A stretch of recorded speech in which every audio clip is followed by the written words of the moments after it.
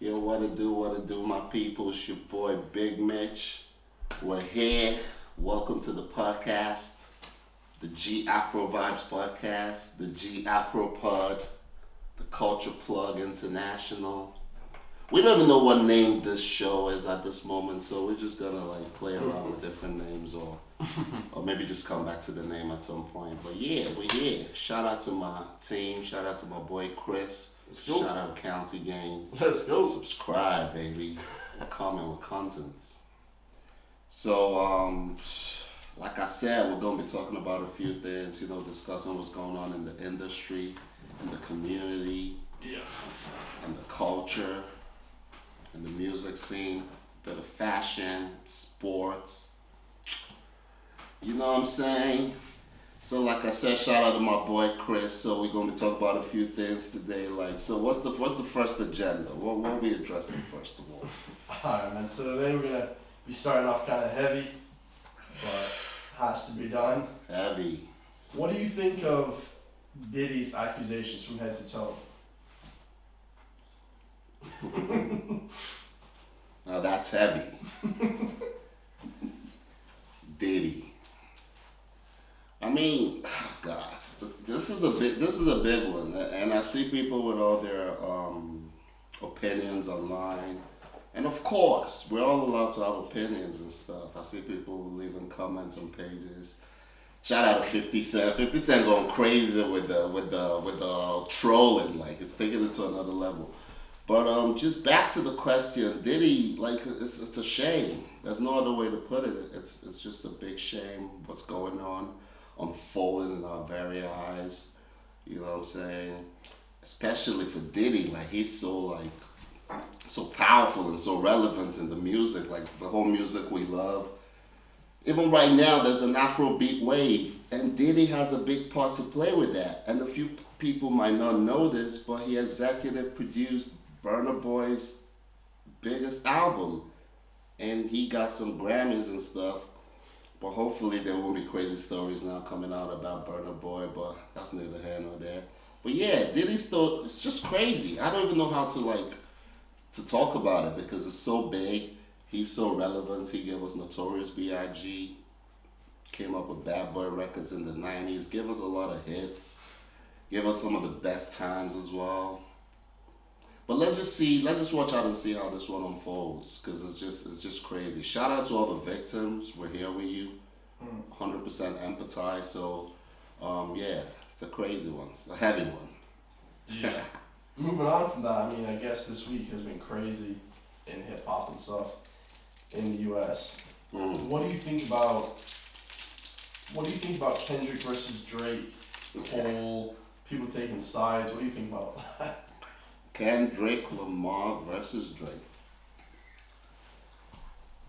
That's one that has been brewing for a while now, if you think about it. Like, it's been brewing for about, I want to say 10 years now. So I guess, like, probably people in the background making that call, making sure shit don't get out of hand. But, like, right now, that verse I heard from Kendrick, I don't give a fuck. Drake needs to reply, yo. Drake gotta reply because everyone gives him that number one spot, and we all know hip hop is a competitive game. So like, if you're gonna claim to be number one, you gotta be able to back it up. You know what I'm saying? So basically, he's gonna have to come back with like a back to back, similar to what he did to Meek Mill a few years ago, and we all know he won that beef.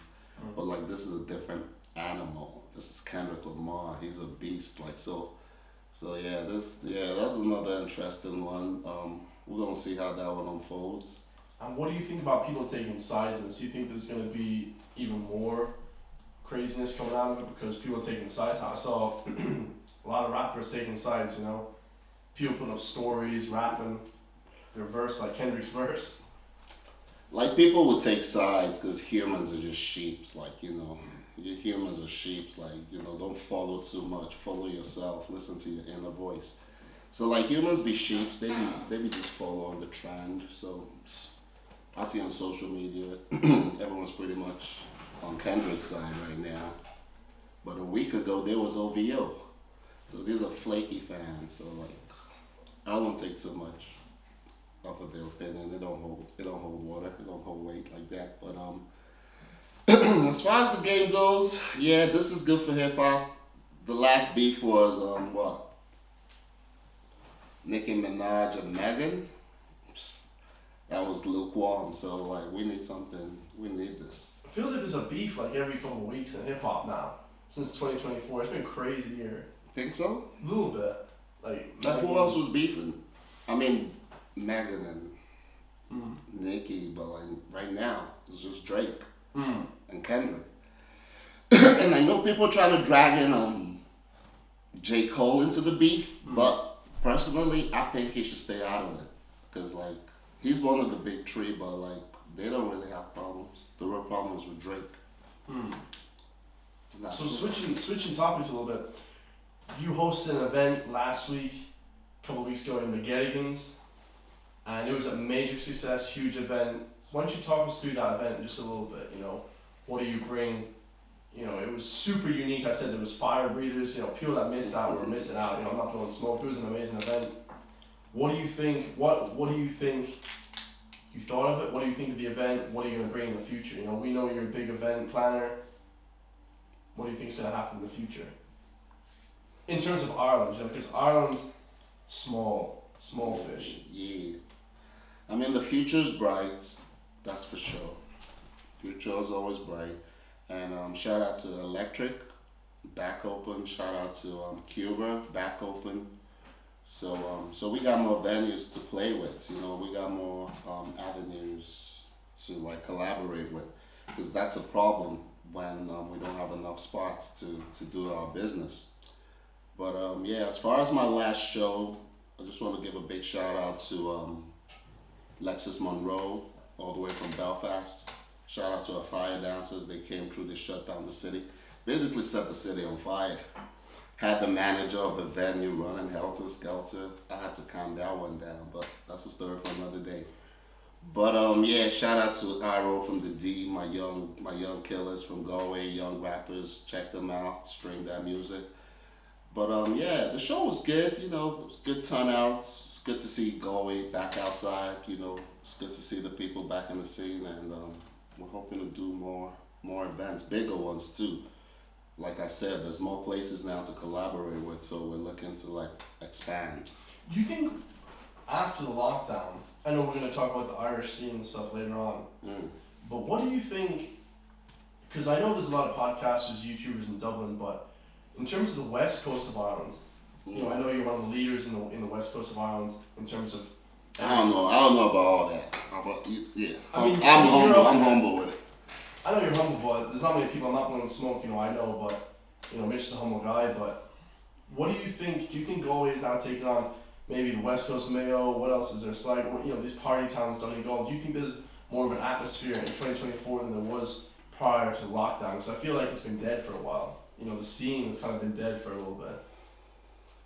I mean, you know, the lockdown. The lockdown was crazy because it fucked shit up. But like, we're back outside. You know, places are back open. So like, yeah, Galway kind of looks like the leader of the pack as far as Connacht goes. You know, that west coast of Ireland. We're the trendsetters, the pace makers. You know, we're in front with it. But it's nothing. You know, shout out to my guys from Athlone. Shout out to the Mayo team, Connemara, that whole scene, Limerick, I suppose, Ennis. But yeah, we just do it different here, I guess. You know, Galway is a city of culture, like you know. We have a lot of festivals going on in Galway. We have 3 huge colleges in Galway, so that's a plus. So that brings a lot of crowd. There's a lot of young people, a lot of multicultural community. So yeah, that's a positive. It's all for the good. Yeah, I think that it's coming back quite a bit now. And what do you think of the state of Irish hip hop? I know Travis and Els just dropped. They released #1 on all records. It was crazy. They beat out Ariana Grande, I think, something like that. But what do you think of that? I mean, the whole of Ireland. You know, is it growing a lot, or do you think we still have a far ways to go? So Irish hip hop. You know, first things first. Shout out to Officer. He was in Galway last Saturday. He played in Galway. It was a good show. Whatever. Did you go to that show? I just saw the ad. I don't really know. I just heard like he got a big following in Galway.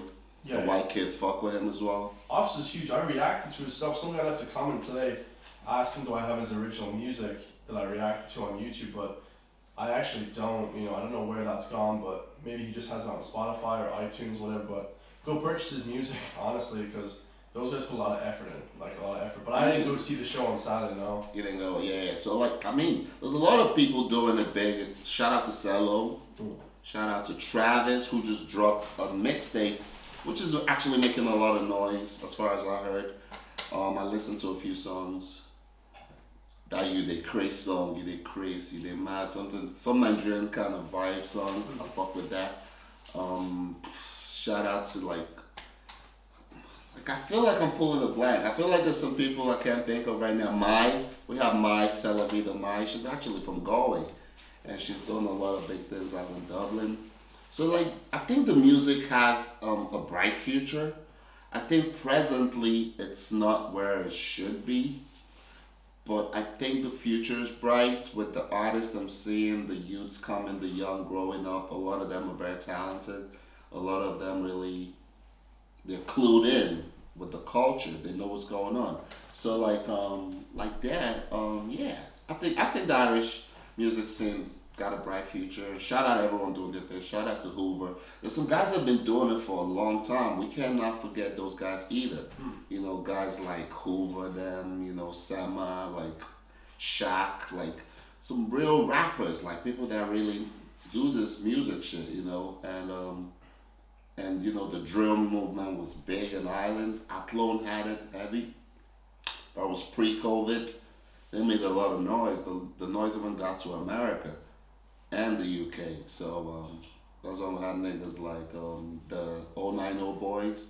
They had it on lock for a minute, but but the game keeps changing. Right now it's just everyone is doing their thing, and just shout out to everyone. Just keep working, keep dropping music, and we'll see what happens.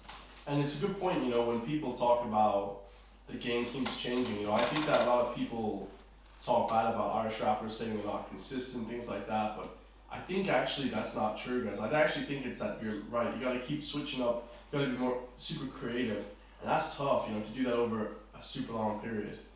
But what people don't understand is that the game is crazy. The game is like cutthroat. So ain't nobody got time to wait for you. You gotta come with the bangers, like back to back to back to back. And the fans these days are fickle. Like I said, they have a really short attention span. So 1 minute they fuck with you, next minute they're on to the next. You can't even blame them really, because we live in a society right now where you're being pumped with a lot of content. Just think about you going on Instagram just for an hour and the amount of music you see. You cannot even remember some because you've just consumed so much. So you gotta be able to be unique, standouts, be consistent with your drops, and pray to God. You need God, and that's just the only way. Amen. Yes, sir. Alright, so just moving on a little bit too. There was a fashion show in NUIG. Oh yeah. Can you talk to us about that? Yeah, shout out to the ACS, the NUIG ACS. Shout out to Asara, man. She's a young designer, I guess. They had a denim kind of fashion show. I think everyone, the models that did the runway were all pulled up in their denims, and they was working it. And that was the same day as my show, if you remember. So I just popped in and popped out. I couldn't really stay because I had to do a lot of organizing. But yeah. Where is the location of that? That show was done in the college. It was done in the NUIG, one of the halls there, and then the afters was done in DNA. Mm-hmm. But then everyone was pulling up to the party, to our party, because we had DJ Da Costa, so music is way better. I was wondering. Shout out to DJ Da Costa, man. Keep bumping that fire tune. You get me? I was wondering why people are all real dressed up at the gig, and not just regular dressed up for a night out. Dressed up proper designer type thing. Yeah, local designers Do you too. think you push that a little bit? I mean, it's positive. We could push that, especially if it's local. Like, I know everyone wants to rock that Balenciaga. Well, how about we find the next Balenciaga out here? Hell yeah. It could be whoever. Just keep dreaming. So, last one, wrap up this podcast. Who will win the Premier League? Oh, we're into sports now? Oh, man, you killing. Who will win the Premier League? Come on, of course we all know it's Arsenal. Now, I wouldn't say that because I'm an Arsenal fan, but on the real, I genuinely think Arsenal would win because, last year we came so close. We actually came second last year. So this year we came back with a lot of lessons learned and with a lot of fire and ambition and passion, and we want to do it for the second time and just get it done. Like they said, if at first you don't try, get up and try again. Shout out to Aliyah. So yeah, I think it might be Arsenal first, then like Liverpool second, and City third. Because if you think about it, City's been hit with a lot of injuries after the international break, so it's not looking good. So shout out to my Gunners out there. London is red. Gunners for life. Arsenal, baby. I can see the haters now going brazen and like cut that shit up. It's cool though. It's alright. Do you think sports viewership has like gone up? You think the buzz around sports has gone up or down? I think it's gone down because the kids of this generation, they don't want to sit down and watch no game for 90 minutes. That's a lot of dedication. But my generation, we did it. It was cool. But like Gen Z's out here, they're not with it. They'll watch the highlights though. I guess it's not fair to say all of them, but I say a high percentage of them wouldn't like sit down through a 90 minutes game. Nah, I don't see that happening. Yeah, I agree. Even with TikTok and stuff, it's just so, it's like long. Quick. It's like quick. They just want to do it in and out, get in and get out. But that's just the society we live in now, short videos, YouTube shorts. Yeah, all that. Blech. Alright, guys, so we're going to wrap this one up. And thank you, AFRO VIBEZ, for being on the pod. Thank you, man. You actually came through with the vibes. I like the way you was throwing back them questions. I fuck with it. Shout out to my boy Chris. Oh yeah. Shout out to Big Mitch, man. AFRO VIBEZ pod. We're trying to make something really of this. So hopefully you guys like this, man. Like, comment, subscribe. Mitch, if you want to plug all your stuff too, bro. Yeah, follow us on Culture Plug International on Instagram. And where those events at? AFRO VIBEZ. That's AFRO VIBEZ with an S on Instagram. And yeah, and we're lit. Yeah.